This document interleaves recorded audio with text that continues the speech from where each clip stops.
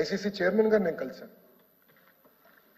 అహ్మదాబాద్ తర్వాత అతిపెద్ద స్టేడియం భారతదేశం మళ్ళీ కడదాం, అమరావతిలో కడదాం ఆ స్టేడియం అని నేను రిక్వెస్ట్ చేశాను. దానికైనా సహకరించాను. నేను ఒప్పుకున్నాడు. We will do it together అన్నాడు.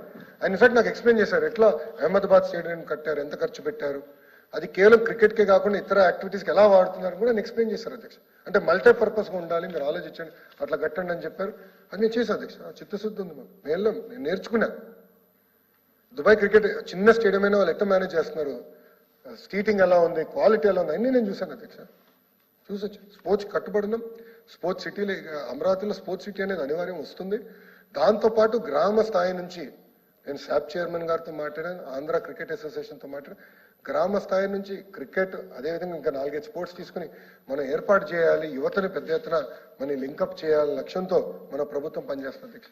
అధ్యక్ష ఇంకోటి పాదయాత్రలో కూడా, ఎందుకంటే నేను మాడితే హామీల గురించి మాడతారు అధ్యక్ష, కానీ లేరు అధ్యక్ష. వాళ్ళు పాదయాత్రలో పదే నేను ఒక హామీ ఇచ్చాను అధ్యక్ష.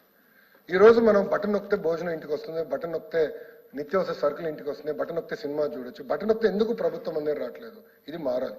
సర్టిఫికెట్ల కోసం ఎందుకు ప్రజలు ఎంత ఇబ్బంది పడాలి అని ఆ రోజు చెప్పాను. ఆ రోజు నేను చెప్పాను, ఒక టెక్నాలజీ తీసుకొస్తాం, బటన్ నొక్కితే అన్ని మీకు అందించే బాధ్యత మేము తీసుకుంటాం అని చెప్పాను అధ్యక్ష.